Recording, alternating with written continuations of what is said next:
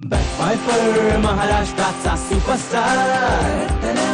कोण असणार आहेत हे 4 स्टार्स आणि अनफॉर्च्युनेटली कोण असणार आहेत ते 2 ऍक्टर्स ज्यांना आज हा रंगमंच सोडून जावं लागणार आहे. मी आपल्या आजच्या 6 ऍक्टर्सना स्टेजवर येण्याची विनंती करतो.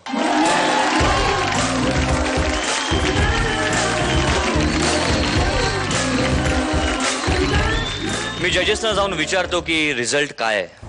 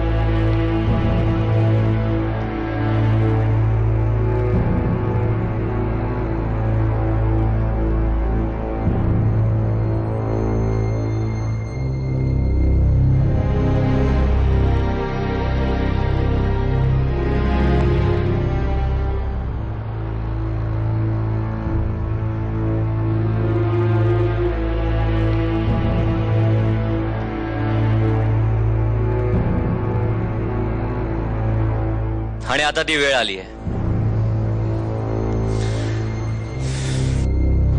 या 6 ऍक्टर्स मधले 4 ऍक्टर्स राहणार आहेत आणि 2 ऍक्टर्सना आज आपल्याला निरोप द्यावा लागेल.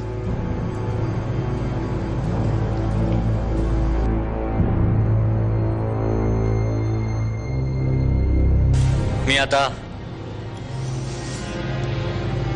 त्या ताऱ्याचं नाव जाहीर करतो ज्याने बॅक पायपर महाराष्ट्राचा सुपरस्टारच्या आकाशात आपली जागा पक्की केली आहे.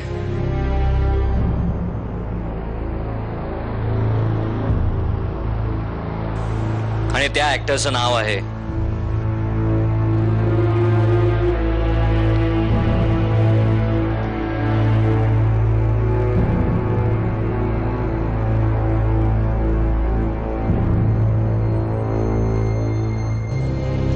आयुर्वेदाचार्य निलेश.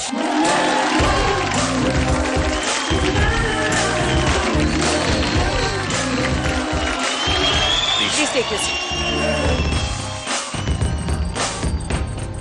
आणि आता मी अनाउन्स करणार आहे त्या ऍक्ट्रेसचं नाव जी आपल्या 12 स्टार्स मधली एक स्टार आहे. इनफॅक्ट होणार आहे. त्या ऍक्ट्रेसचं नाव आहे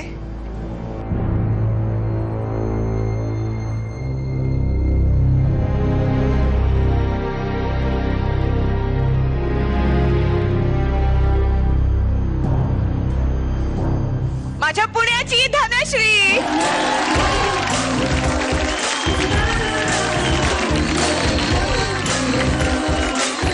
काँग्रेस धनश्री.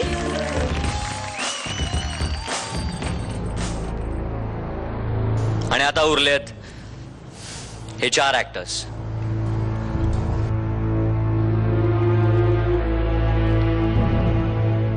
यापैकी कोणीतरी 2 जण आज एलिमिनेट होणार आहेत.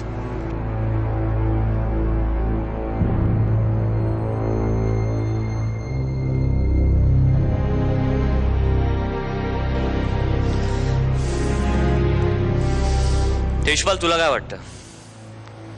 मला वाटतं कदाचित मी आज एलिमिनेट होऊ शकतो, कारण का सोलो परफॉर्मन्स माझा थोडासा वीक झाला होता इम्प्रोव्हायझेशनचा. ओव्हरऑल बाकीचा परफॉर्मन्स चांगलाच झाला आणि कॉम्पिटिशन टफ होती, कारण का चिन्मय उदगीरकर बरोबर म्हटल्यावर थोडी टफ कॉम्पिटिशन होती. आणि ते वाईट वाटणार नाही आता, कारण का टॉप 18 मध्ये तर आलो, त्यामुळे झी मराठीचे पण आभार मानतो मी तेवढं. चिन्मय, तुला काय वाटतं? काहीच खरंच कळत नाहीये की काय होणार. असंही वाटतं की थोडा कॉन्फिडन्स आधीपासून समहाव इथे आल्यापासून जरासा कॉन्फिडन्स नव्हता, त्यामुळे मे बी तितकंसं म्हणजे प्रयोगशीलता मला आधीपासून एक्सपेरिमेंट करायला आवडतं, पण असं वाटतं की मे बी आता स्वतःवर एक्सपेरिमेंट करण्याचे निर्णय चुकले की काय, त्यामुळे जी एक नकारात्मकता आणि जो कॉन्फिडन्स गेलेला आहे, त्यामुळे असं वाटू शकतं की मे बी मी सुद्धा एलिमिनेट होऊ शकतो. चुटकी, तुला काय वाटतंय? हा म्हणजे गेले तर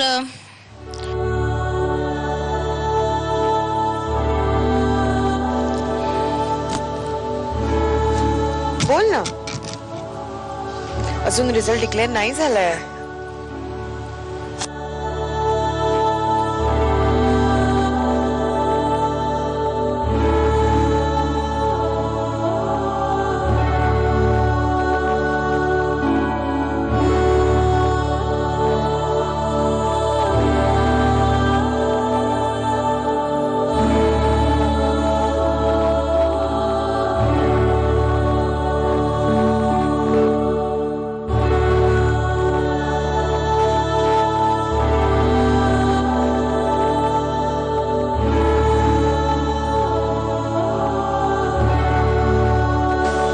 यापुढचा रिझल्ट काय आहे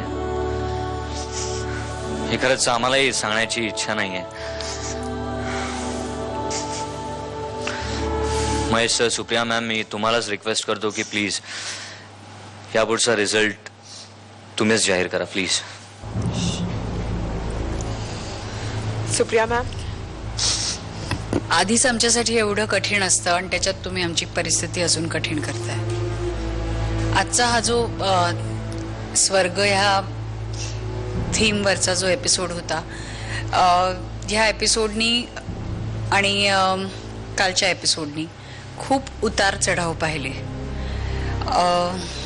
प्रत्येकालाच त्याची कल्पना आहे की काहींनी एका ह्याच्यात खूप छान केलं, तेवढं त्यांचा प्रयत्न दुसऱ्या ह्याच्यात थोडासा कमी पडला. थोडासा म्हणजे डावा आणि उजवा असंच असतं त्याच्यात. तुम्ही जेव्हा बॉटम 2 मध्ये येता तेव्हा आपण जेव्हा शिक्षण पद्धती आणि मार्किंगवरती एवढ्या कमेंट्स करतो, तेव्हा ह्याच्यामध्ये सुद्धा तुम्ही लक्षात घेतलं पाहिजे की इट इज डावं उजवं एवढाच फरक असतो. पण त्याच्यामुळे कोण ना कोणतरी जाणार असतंच इथून. कालच्या आणि आजच्या एपिसोडमध्ये आम्ही दोघांनीही अनुभवलं वेगवेगळ्या पद्धतीने. आणि सगळ्यात शेवटी आम्हाला असं जाणवलं की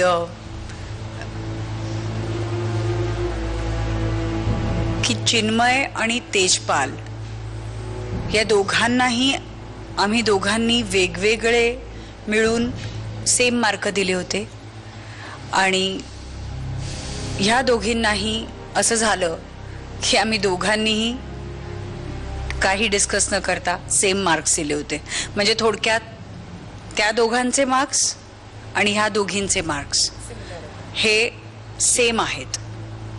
महेश सर, आता तुम्ही काय निर्णय घेणार आहात? निर्णय म्हणजे कसं माहिती की काय, आता उदगीरकरचं इम्प्रोव्हायझेशन मला नाही आवडलं, तसंच तेजपालचंही नाही आवडलं. बेसिकली कुठल्या तरी याच्यात तो स्ट्रॉंग होता, शेवटच्या त्या स्वर्गच्या याच्यात स्ट्रॉंग होता. वी हॅव टू म्हणजे त्यातनं असं आलं, खूप डिस्कशन झालं. नम्रता एखाद्यात चांगली होती, परत मला देर वॉज सम प्रॉब्लेम. ती क्लाउन म्हणून खूप चांगली होती. आता एक तर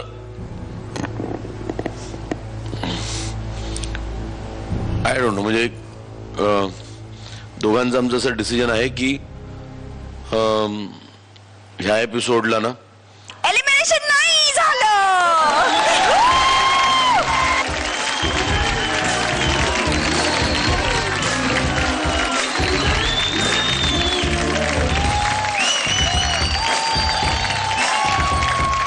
आणि ऍक्च्युली इट इज म्हणजे आम्हाला खरंच नाही दोघांचे, म्हणजे इट इज, आम्ही अगदी अजिबात एक म्हणजे मार्क बघितले नव्हते.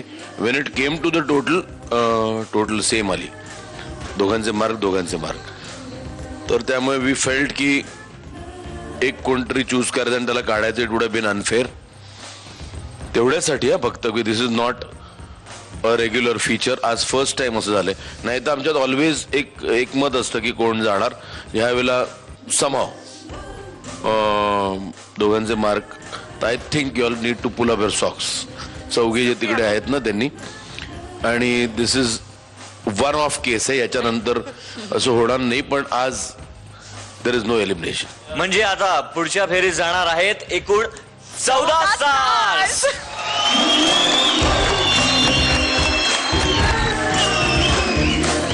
बॅकफायर महाराष्ट्राचा सुपरस्टार